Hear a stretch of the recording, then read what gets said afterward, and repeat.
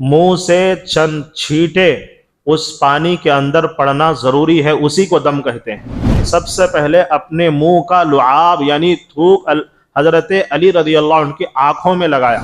میرے عزیز دوستو، 4 مہینے یا 6 مہینے آپ اپنا تھوک استعمال کریں۔ بڑے لوگ بولتے تھے باسی تھوک لگاؤ، ہنگیاؤں کیا تو ہو گیا تھا، انہوں چپکے نہیں بولتے تھے بڑے لوگ۔ Like video, share video and subscribe اور چینل۔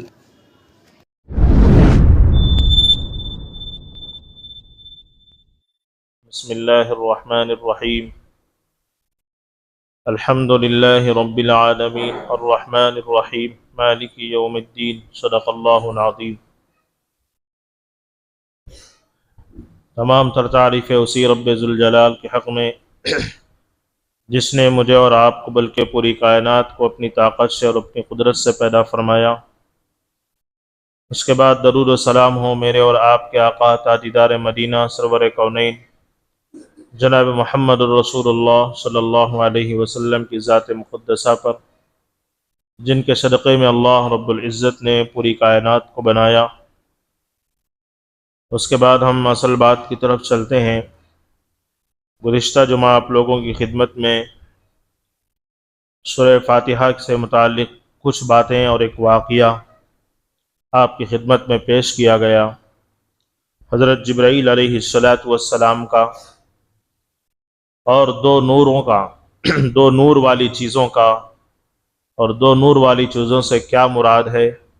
ایک نور والی چیز سورہ فاتحہ ہے اور دوسری نور والی چیز سورہ بقرہ کی آخر کی 2 آیتیں ہیں۔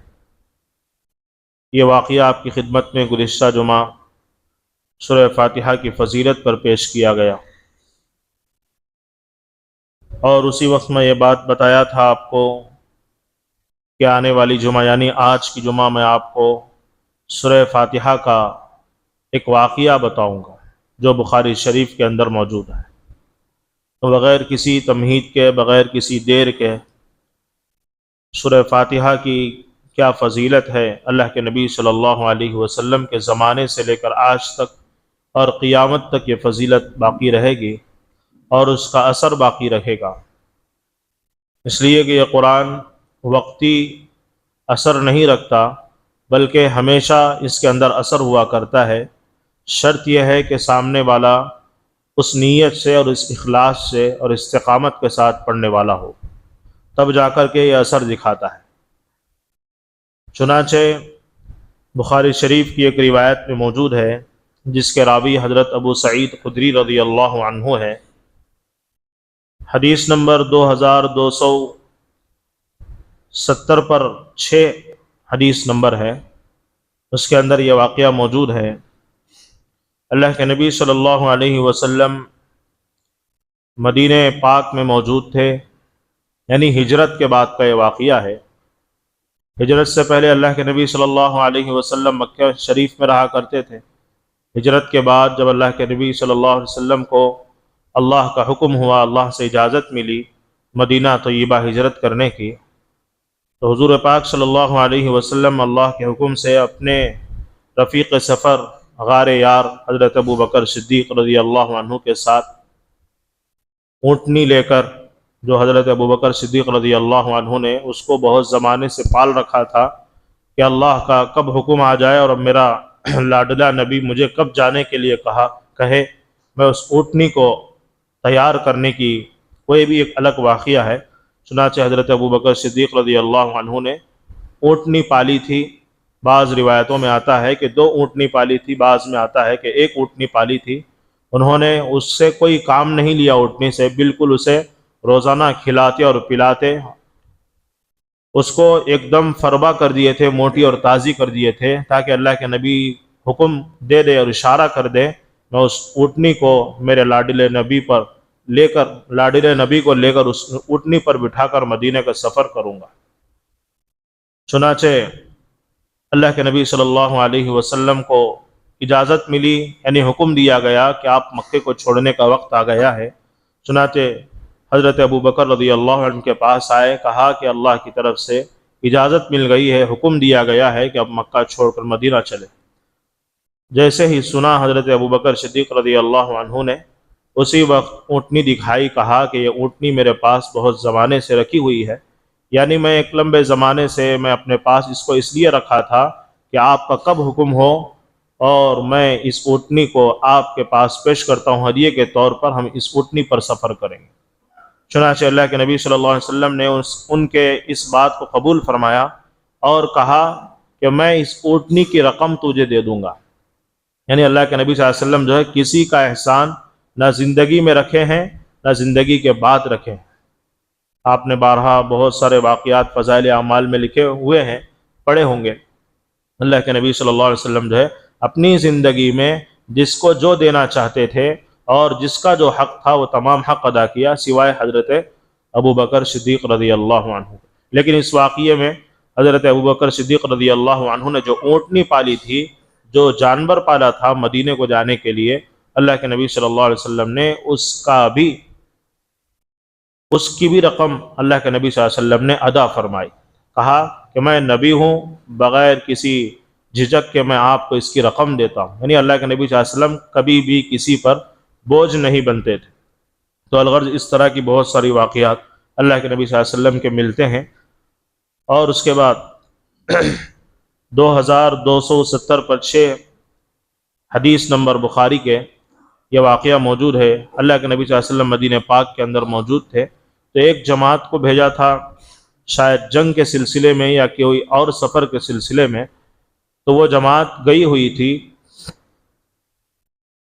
واپس مدینہ آ رہی تھی، سفر ان کا مکمل ہو چکا تھا، واپس مدینہ آ رہی تھی۔ مدینے میں آتے آتے رات کا ایک وقت گزر گیا، ابھی مدینہ نہیں آیا تھا، عرب کا ایک علاقہ تھا، وہاں پر ان کو ٹھہرنے کا موقع ہوا۔ دیکھا کہ سامنے ایک علاقہ ہے، ایک گاؤں ہے، چلو وہاں جا کر جو ہے رات میں آرام کر لیں گے اور صبح سویرے فجر کی نماز کے بعد، اشراق کے بعد جو ہے پھر مدینے کو چلیں گے۔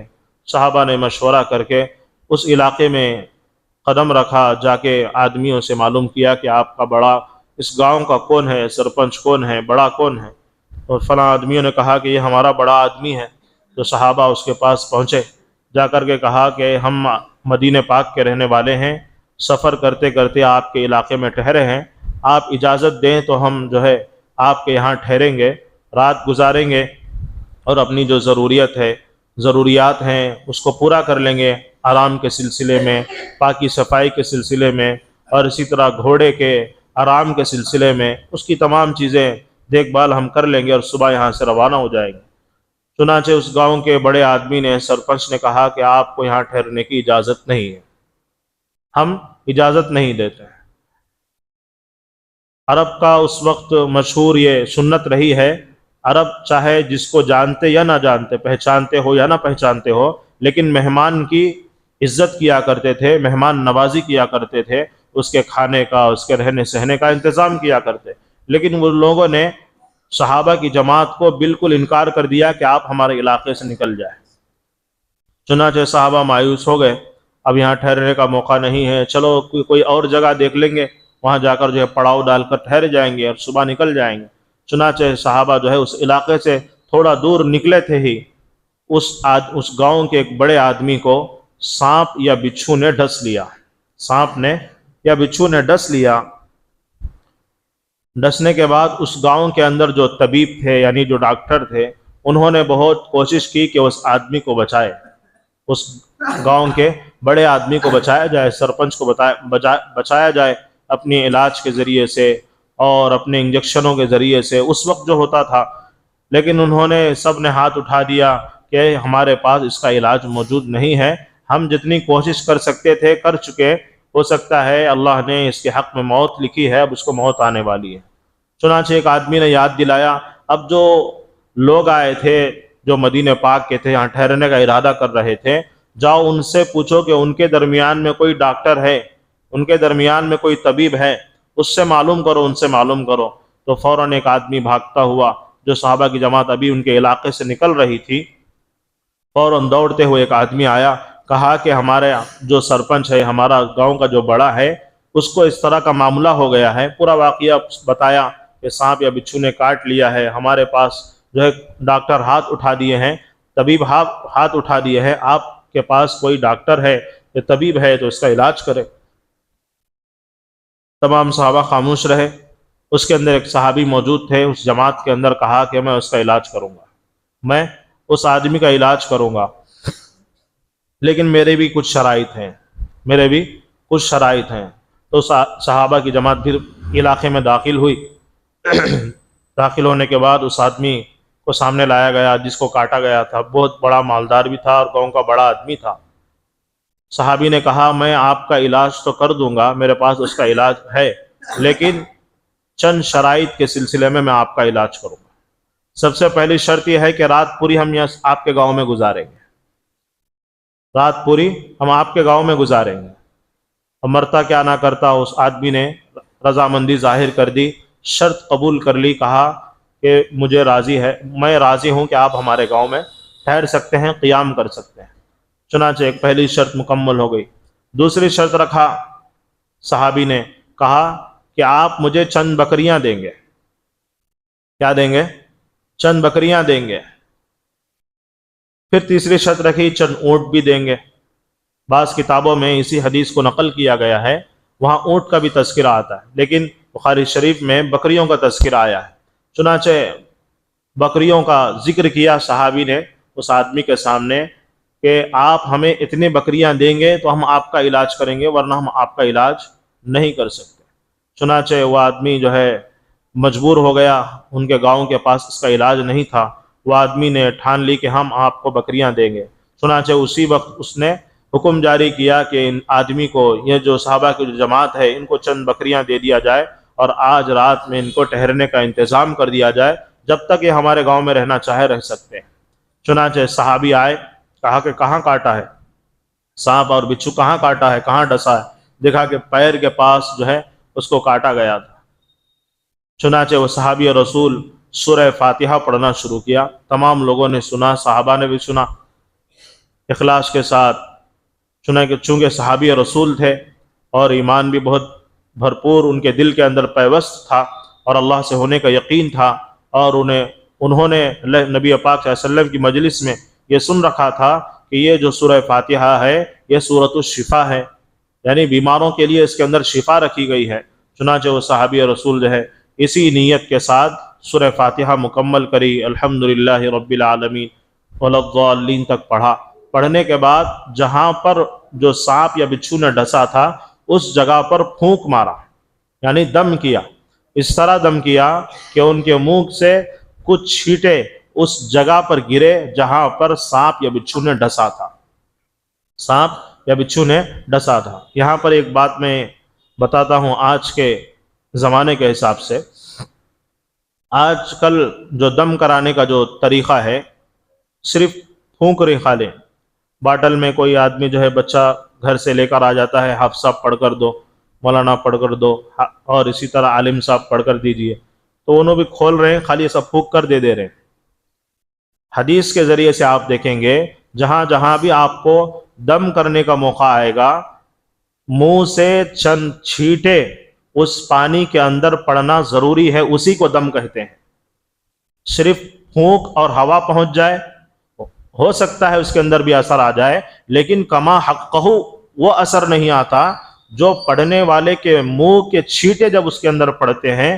اللہ رب العزت جو ہے اس چھینٹے کی برکت سے، اس لیے کہ اس کے اندر اللہ کا کلام ملا ہوا ہے، اللہ رب العزت جو ہے اس کے اندر وہ تاثیر پیدا کرتے ہیں۔ آپ نے بڑے بڑے ہمارے شہر کرنول کے مولانا نور اللہ قادری مول صاحب، اور اسی طرح بڑے حافظ صاحب مولانا سعادت علی خان صاحب، آپ جانتے ہوں گے، میرے سے بڑے ہیں آپ لوگ، آپ ان کے پاس جاتے تو دعا پڑھتے تھے وہ، ہم بھی بچپن میں بہت مرتبہ جو ہے ان کے پاس دعا پڑھانے کے لیے ہمارے والد صاحب لے کر جاتے تھے۔ اعوذ بکلمات اللہ التامات کلھا من شر ما خلق، بسم اللہ الذی لا یضر مع اسمہ شیء فی الارض ولا فی السماء وهو السمیع العلیم۔ اس طرح پڑھتے،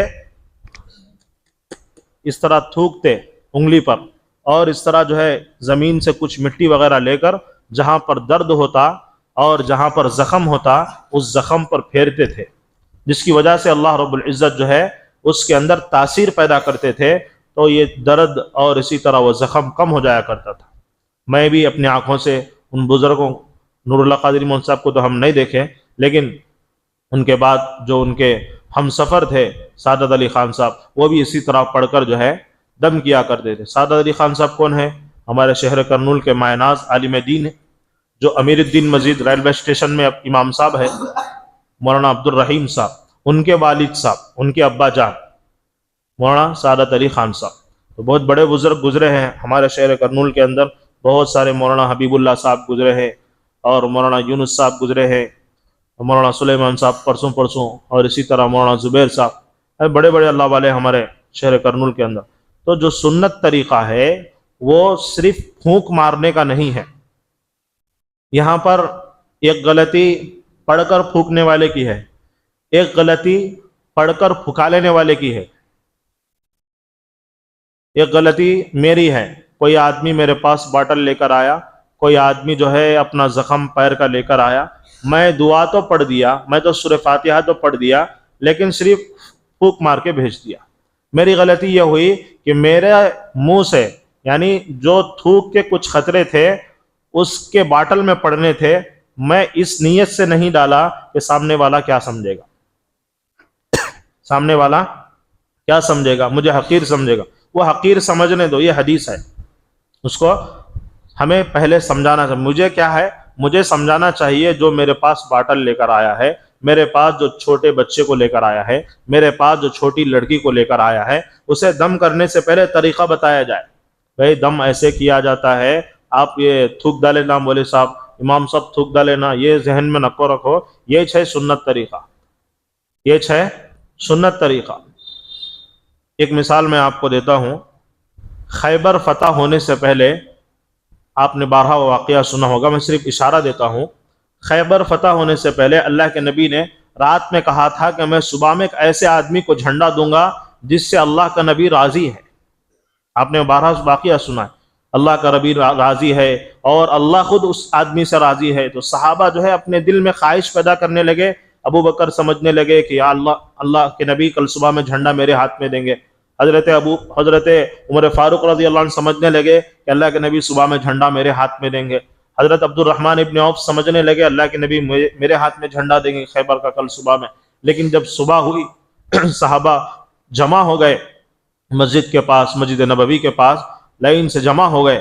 جمع ہونے کے بعد اللہ کے نبی نے ڈھونڈا، کہا کہ علی نظر نہیں آ رہے، کہا علی نظر نہیں آ رہے۔ ایک صحابی نے کہا علی کی آنکھوں میں کچھ درد محسوس ہو رہا ہے اور آنکھیں موٹی ہو گئی ہے اور لال ہو گئی ہے، انہیں کچھ بھی نظر نہیں آ رہا ہے، اس لیے آپ کی خدمت میں حاضر نہیں ہو سکے۔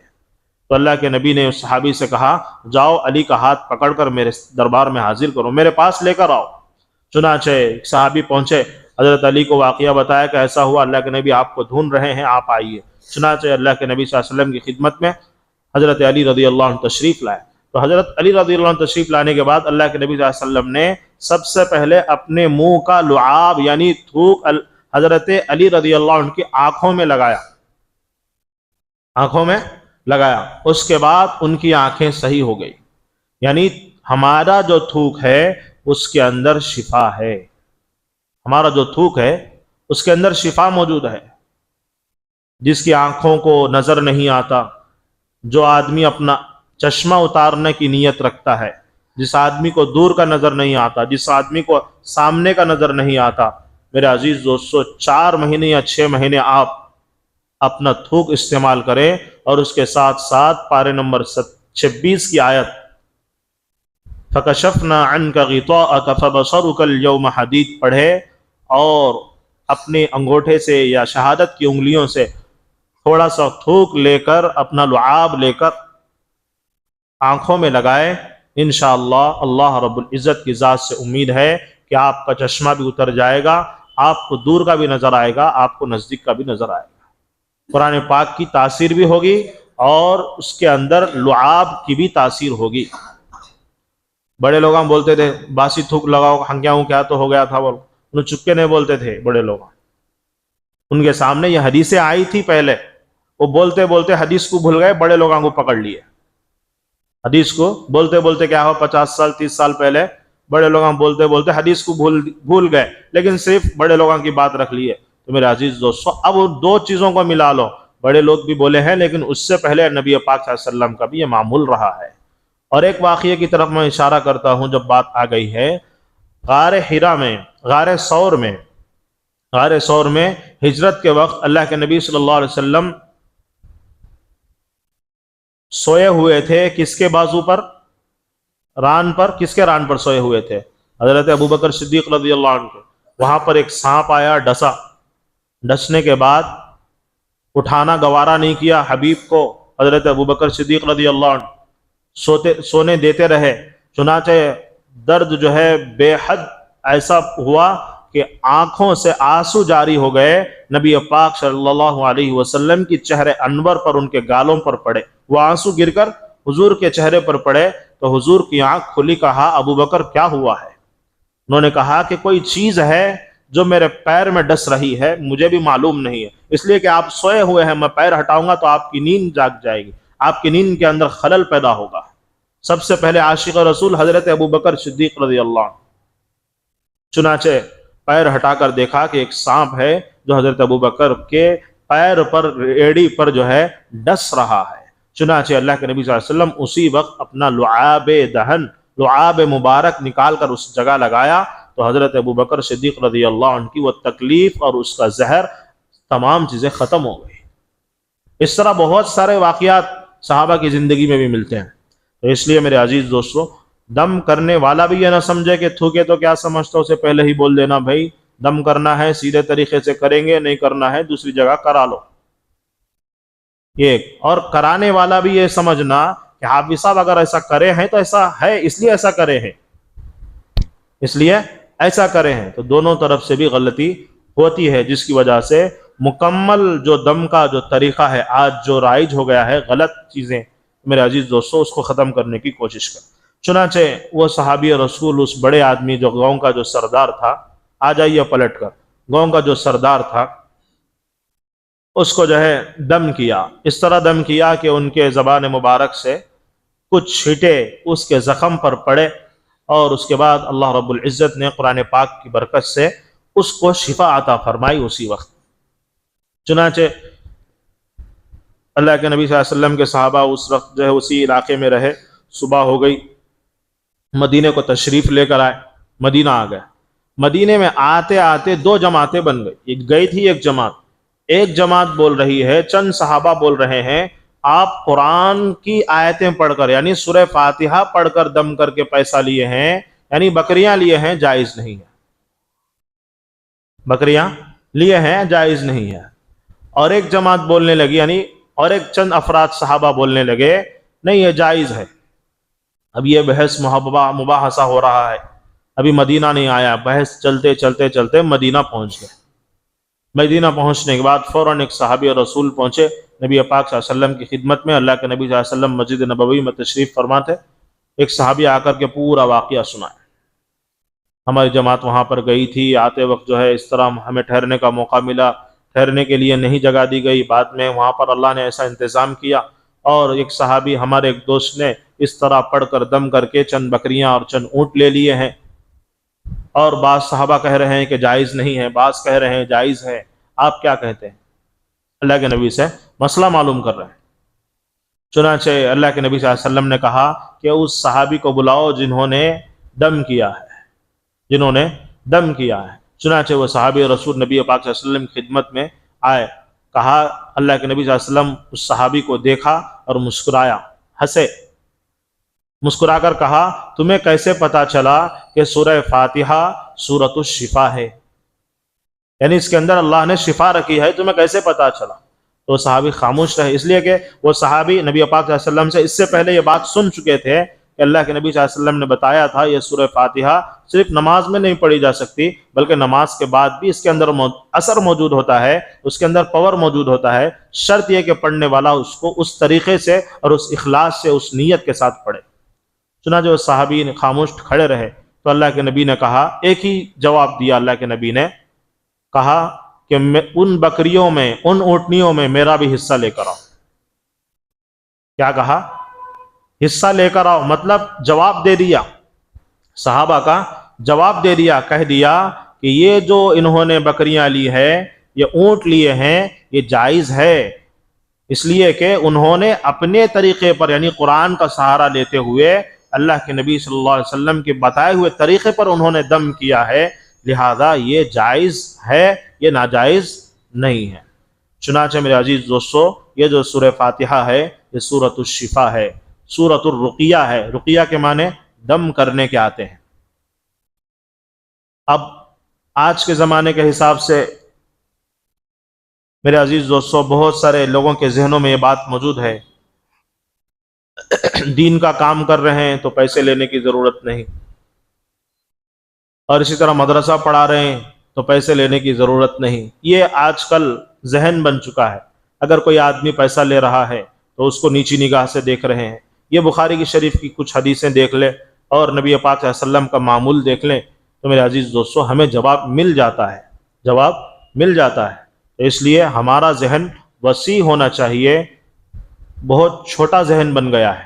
دین، آج ہم نے دین کس کو سمجھا؟ صرف 4-5 کام کرنے کو دین سمجھے، نماز پڑھنا، روزہ رکھنا، حج کرنا، غریب بچی کی شادی ہے تو 500-1000 روپے دے دینا، اور اسی طرح جمعہ آ گیا یا اتوار آ گئی یا کسی کی شادی میں جا رہی تو ٹوپی لگا لینا، یا ٹخنوں مسجد میں آ گئے تو ٹخنے کے اوپر پیجامہ یا پتلون اور اسی طرح تہبند بن لینا۔ یہ 4-5 کامہ ہے دین بس نہیں، اس سے باہر، مسجد کے باہر بھی دین کے کامہ ہے۔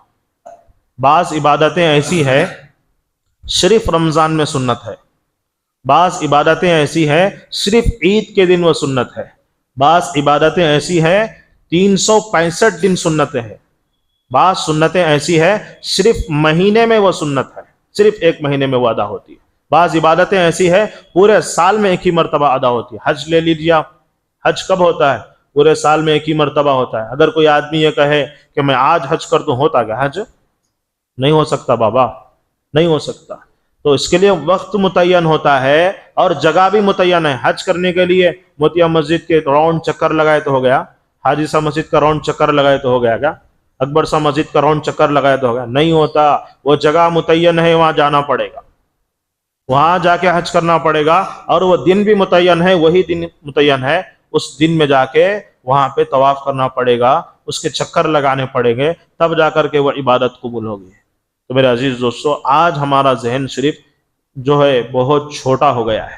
دین پر اور قرآن پر اجرت لینا بھی جائز ہے، قرآن پر اجرت لینا بھی جائز ہے، تراویح پڑھانے پر اجرت لینا جائز ہے، مدرسہ پڑھانے پر اجرت لینا جائز ہے، امامت کر کے اجرت لینا جائز ہے۔ اب یہاں پر 2 مسئلے ہیں۔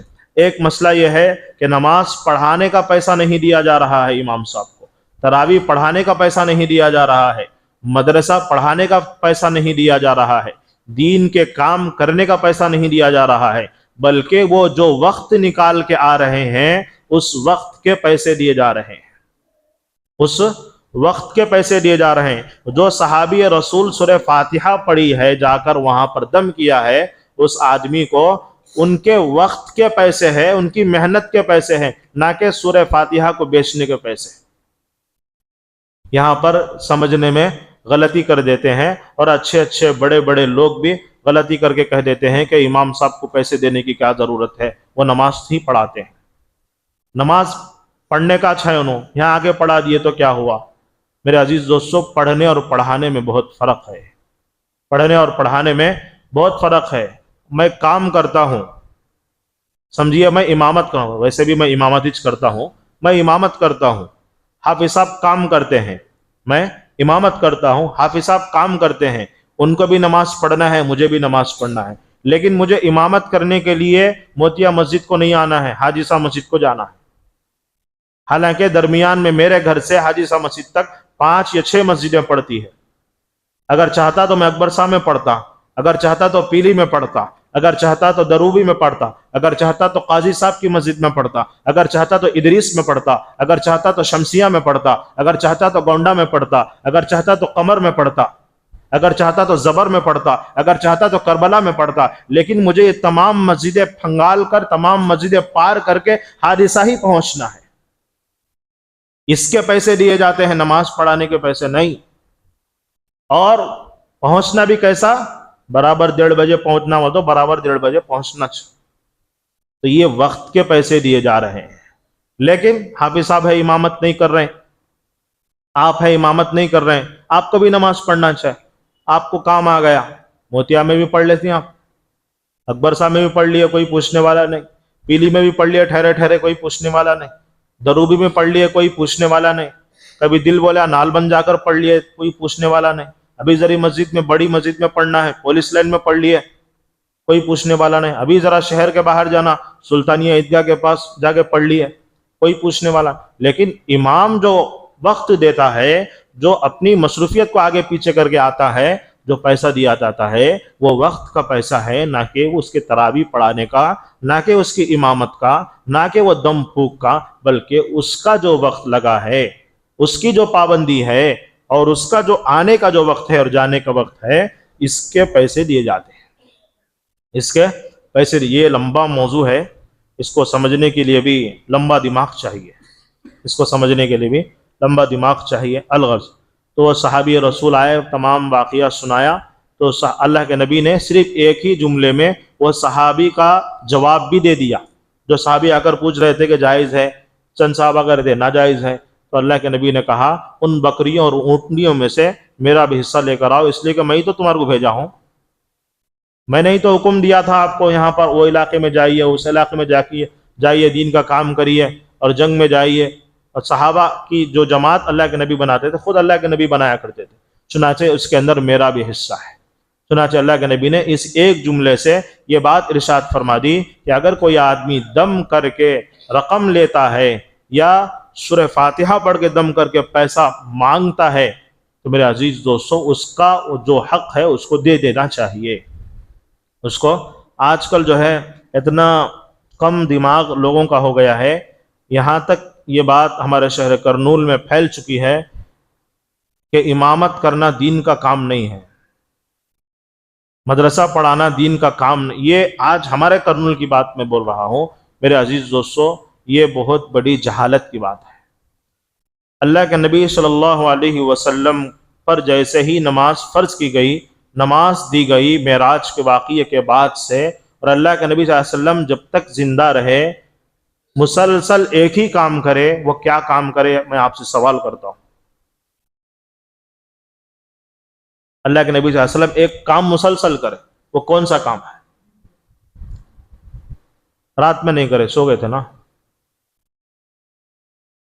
اس کے اندر تبدیلی آتی رہی، جنگ ہے جنگ بھی کرتے رہے، اور اسی طرح دیکھ بھال ہے دیکھ بھال بھی کرتے رہے، صحابہ کی دیکھ بھال اور ان کے ایمان کی فکر، یہ تمام چیزیں چلتی رہی، لیکن اللہ کے نبی مستقل مدینے میں ٹھہر کر ایک کام کرتے رہے، امامت کرتے رہے۔ کیا کرتے رہے؟ امامت سے بڑی کوئی چیز آج دنیا میں دین کا کام نہیں ہے۔ اس کو سمجھنے کے لیے پہلے ہی بول دیا، بڑا دماغ چاہیے۔ نبی کی زندگی پر پورا ہمارا دل اور دماغ لگائیں گے تو یہ بات سمجھ میں آئے گی۔ اللہ کے نبی صلی اللہ علیہ وسلم مدینہ چھوڑ کر نہیں گئے، آپ دیکھ لو کہاں تو بھی اٹھا کر، ایک ہے مکہ، اس کے بعد طائف کا سفر کیے، اس کے بعد کیا ہوا؟ پھر دوسری ہجرت کہاں پر ہوئی؟ مدینہ پاک کو ہوئی، اور مدینہ پاک میں آزو بازو کے علاقے اللہ کے نبی صلی اللہ علیہ وسلم جاتے تھے جنگ کے لیے، جنگ خندق، صلح حدیبیہ، آزو بازو جایا کرتے تھے، لیکن پورا عرب کا جو جزیرہ تھا اس کو چھوڑ کر اللہ کے نبی صلی اللہ علیہ وسلم باہر نہیں گئے۔ کیوں؟ ان کے اوپر جو ذمہ داری تھی وہ امامت کی ذمہ داری تھی۔ اللہ کے نبی صلی اللہ علیہ وسلم نے نماز فرض ہونے سے لے کر اپنے آخری وقت تک بھی امامت یعنی مصلی کو سنبھال کے رکھا، اور اللہ کے نبی کی موجودگی میں کوئی صحابی بھی نماز نہیں پڑھاتے تھے، بلکہ اللہ کے نبی جب آتے تھے اس وقت جماعت کھڑی ہوتی تھی۔ یہ وقت کا سلسلہ 1:30، 5، 5:15 یہ اب ہم لوگ گھڑی آنے کے بعد بنا لیے ہیں، نبی کے زمانے میں کوئی گھڑی نہیں ہوا کرتی تھی۔ اللہ کے نبی کا جو گھر تھا بالکل اس طرف تھا، اللہ کے نبی اس طرف سے نکلتے، صحابہ ایسے بیٹھے ہوا کرتے تھے، تو صحابہ اللہ کے نبی کو دیکھتے تو صحابہ کھڑے ہو جاتے، صفیں درست ہو جاتی، اللہ کے نبی سیدھا فوراً آ کر مصلی پر ٹھہر جاتے، تو نماز کا وقت شروع ہو، یعنی نماز کے وقت ہی میں آتے تو جماعت شروع ہو جاتی تھی۔ بعض مرتبہ، ایک مرتبہ ایسا ہوا، بخاری شریف کی میں ایک روایت پیش کر رہا ہوں آپ کے سامنے، ایک مرتبہ ایسا ہوا کہ اللہ کے نبی صلی اللہ علیہ وسلم فجر کی نماز کے لیے آئے، گھر کا دروازہ ایسا تھا کہ مسجد میں کھلتا تھا، گھر کا دروازہ ایسا کھلتا. یہ سنت ہے امام کو مسجد کے پاس گھر دیا جائے. چنانچہ اللہ کے نبی صلی اللہ علیہ وسلم جو ہے دروازہ کھول کر مسجد میں داخل ہو گئے. داخل ہونے کے بعد مصلی پر کھڑے ہو گئے، فجر کی نماز شروع ہو گئی. اللہ کے نبی صلی اللہ علیہ وسلم کو یاد آیا کہ میں غسل نہیں کیا ہوں، میرے اوپر غسل واجب. چنانچہ صحابہ سے کہا کہ مجھ سے غلطی ہو گئی ہے، میں بھول گیا ہوں اس لیے کہ میں انسان ہوں. اللہ کے نبی نے کہا اس لیے کہ میں انسان ہوں، مجھ سے بھول ہو گئی ہے، میں جا کر پانی نہا کر آتا ہوں، غسل کر کے آتا ہوں. چنانچہ اللہ کے نبی صلی اللہ علیہ وسلم فوراً گھر کی طرف روانہ ہوئے، جا کر غسل کیا، غسل کر کے آئے. اس حال میں آئے کہ اللہ کے نبی کے بالوں سے پانی ٹپک رہا تھا. اسی حال میں اللہ کے نبی مصلی پر کھڑے ہوئے اور پھر دوبارہ ہمیں فجر کی نماز پڑھائی. آج کے امام صاحب میں کردہ لے آتا ہوں، ہمارے حاجی صاحب مسجد کے پورے داروں کو پوچھ ڈال دیں. نہیں، وہ اتنی سمجھ نہیں ہے آج لوگوں میں. یہ دین ہے. اللہ کے نبی صلی اللہ علیہ وسلم نے یہ بتایا ہے کہ میرے سے غلطی ہو گئی ہے. دیکھو اللہ کے نبی بتائے ہیں ہر ایک سے غلطی ہوتی ہے. جو میرے عزیز دوستوں، آج جو دین کے کام ہیں وہ سب حق ہیں، سب صحیح ہیں، لیکن ان میں سب سے بڑا جو دین کا کام ہے وہ امامت ہے. اللہ کے نبی صلی اللہ علیہ وسلم کی زندگی سے میں بتا رہا ہوں. اگر میری بات غلط ہے تو آپ سب سے پہلے نبی کی پوری زندگی پڑھ کر آئیے اور اس کے بعد مجھے بتائیے. ایسا نہیں کہ کچھ بھی معلوم نہیں آ کر سوال کرے کیا مولانا ایسا بول دیا. نہیں، پہلے آپ نبی کی پوری زندگی پڑھیے، نبی کی پوری زندگی پڑھیے، اس کے بعد آ کر بولیے مولانا غلط ہے کہ صحیح ہے کہ. اس لیے میرے عزیز دوستو، امامت آج پوری دنیا کے اندر. اور ایک بات میں یہاں بتاتا ہوں، ہر سنت کے اندر تبدیلی آ گئی، ہر سنت کے اندر تبدیلی آ گئی. سواری پر سوار ہونا سنت ہے، اس سے پہلے شاید نے بتایا تھا، اشارہ دیا تھا اس وقت. سواری کی دعا ہمارے پاس ہے، سبحان الذی سخر لنا هذا وما كنا له مقرنین وانا الى ربنا لمنقلبون. اللہ کے نبی صلی اللہ علیہ وسلم سواری کرتے تو یہ دعا پڑھتے تھے.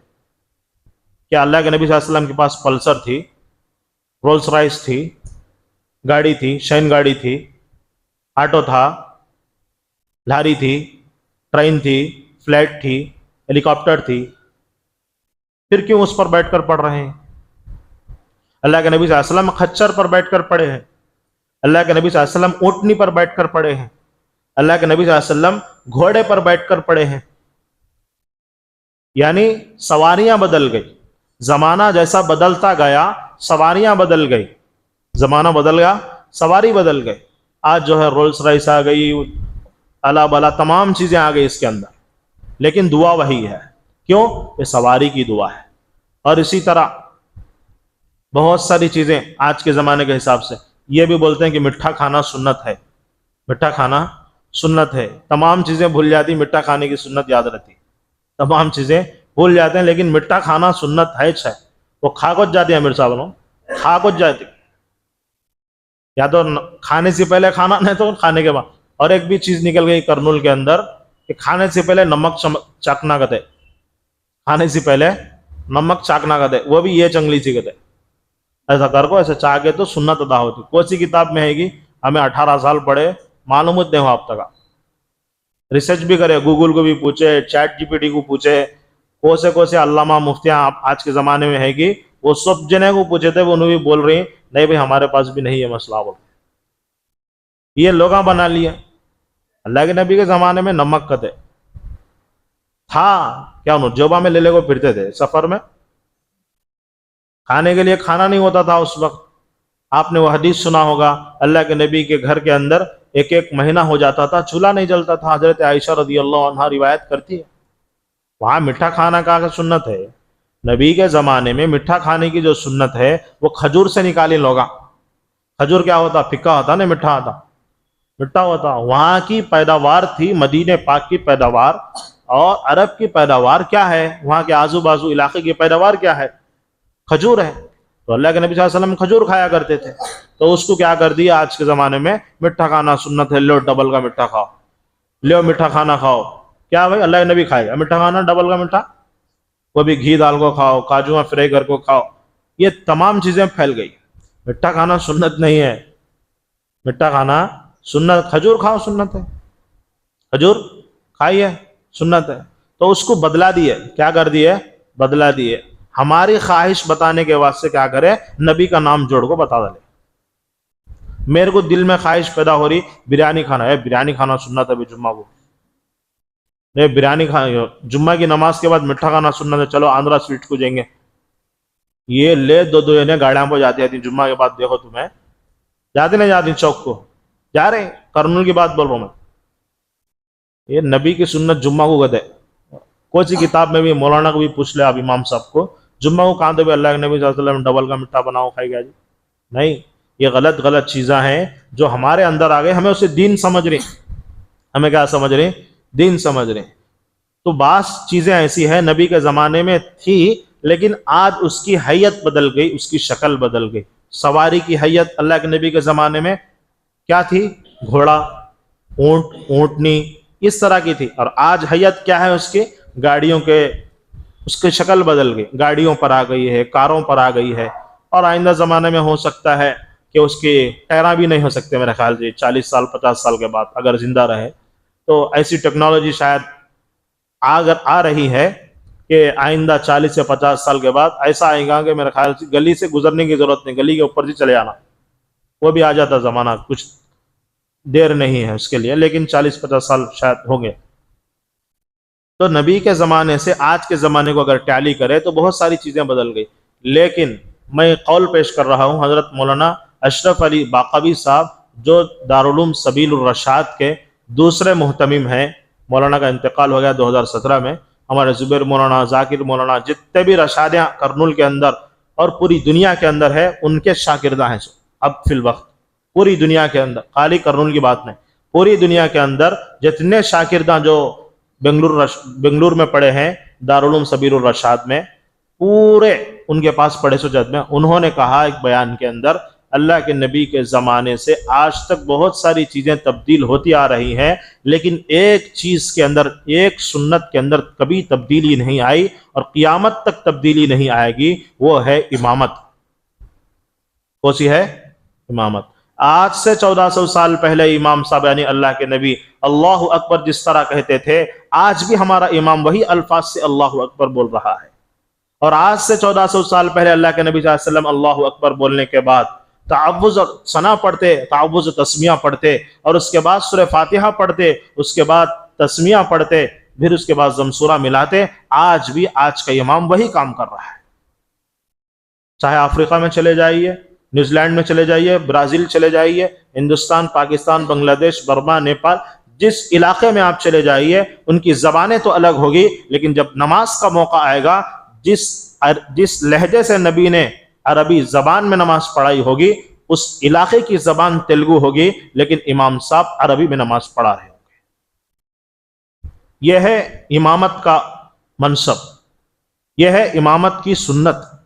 تو ہر چیز کے اندر تبدیلی آئی جس طرح اس کے اندر، لیکن اس کے اندر کوئی تبدیلی نہیں آئی، قیامت تک بھی نہیں آئے گی، قیامت تک بھی نہیں آئے گی۔ قیامت آ جائے گی لیکن نماز کے اندر تبدیلی نہیں ہے۔ آج سے 1400 سال پہلے اللہ کے نبی نے جس طرح رکوع کیا، آج بھی امام اسی طرح تمام لوگوں کو رکوع کراتا ہے، اور آج بھی اسی طرح سجدہ کراتا ہے جس طرح آج سے 1400 سال پہلے اللہ کے نبی نے سجدہ کرایا، اور آج بھی اسی انداز میں التحیات پڑھتا ہے اور اسی الفاظ میں پڑھتا ہے۔ اس کو تیلگو میں ٹرانسلیٹ کر کے نہیں پڑھتا، اس کو انگریزی میں نہیں پڑھتا، اور اس کو تمل میں نہیں پڑھتا، اس کو جو ہے کنڑ میں نہیں پڑھتا، اس کو گجراتی اور مراٹھی میں نہیں پڑھتا، اس کو ملیالم میں نہیں پڑھتا، لیکن جس انداز سے، جس الفاظ سے نبی نے سکھایا ہے نماز پڑھنے کا طریقہ، اسی انداز میں التحیات للہ والصلوات والطیبات، یہ تمام الفاظ پڑھتا ہے امام۔ تو حضرت نے فرمایا دنیا کے اندر سنتوں کے اندر تبدیلی تو آ گئی ہے، سنتیں ہیں وہ بھی، لیکن جس کے اندر تبدیلی نہیں آئی وہ صرف امامت ہے۔ اس کا مقام و مرتبہ دنیا کے اندر بہت بڑا ہے۔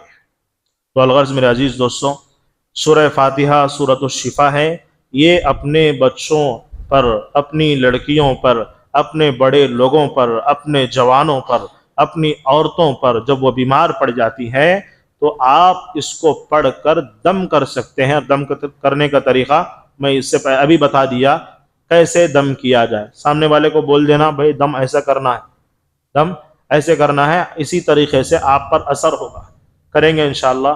اللہ مجھے اور آپ کو اس صورت کے اندر جو باتیں بتائی گئی ہے اور جو واقعات اب بتائے گئے ہیں، اللہ مجھے بھی آپ کو بھی سمجھنے کی توفیق عطا فرمائے اور دین کی صحیح معنوں میں سمجھ عطا فرمائے۔ اللہ کے نبی نے دعا فرمائی، اللہم فقہنا فی الدین، اللہم فقہنا فی الدین، اے اللہ مجھے دین کی سمجھ عطا فرما۔ یہ نہیں بولے اے اللہ مجھے دین کو یاد کرنے کی کوشش کر، بول یاد کرنے دے، یہ نہیں بول رہی ہیں اس دعا میں، یہ بول رہے ہیں اے اللہ مجھے دین کی سمجھ دے۔ ایک ہے پڑھنا، ایک ہے سننا، ایک ہے یاد کرنا، ایک ہے سمجھنا۔ ان تمام چیزوں میں سب سے جو بلند و بالا چیز ہے وہ سمجھنا ہے۔ کیا ہے؟ صحابہ سمجھ گئے تھے، صحابہ ان پڑھ تھے لیکن سمجھے تھے، قرآن کی فضیلت کو سمجھے تھے، سورہ فاتحہ کو سمجھے تھے، اخلاص کے ساتھ سمجھے تھے، ایمان کے ساتھ سمجھے تھے۔ آج ہم کیا کریں؟ پڑھنا بھی آ رہا، لکھنا بھی آ رہا، بولنا بھی آ رہا، لیکن سمجھ میں نہیں آ رہا۔ کیا نہیں آ رہا؟ سمجھ میں نہیں آ رہا۔ ذرری بات ہمارے خلاف کیا تو ہو گئی تو ہمارے خلاف ہو گئی بات۔ نہیں میرے عزیز دوستو، اس کو سمجھیے، اس کو نبی کی سیرت کو سمجھیے، تب جا کے ہمارا دماغ صحیح ہوگا۔ اسی اللہ کے نبی نے فرمایا، اللہم فقہنا فی الدین وعلمنا القرآن الحکیم، اے اللہ مجھے سمجھنے کی توفیق عطا فرما، دین کو سمجھنے کی۔ اللہ رب العزت سے دعا ہے کہ اللہ رب العزت ہم تمام کو دین کو صحیح معنوں میں سمجھنے کی توفیق عطا فرمائے۔ آمین وآخر دعوانا ان الحمد للہ رب العالمین۔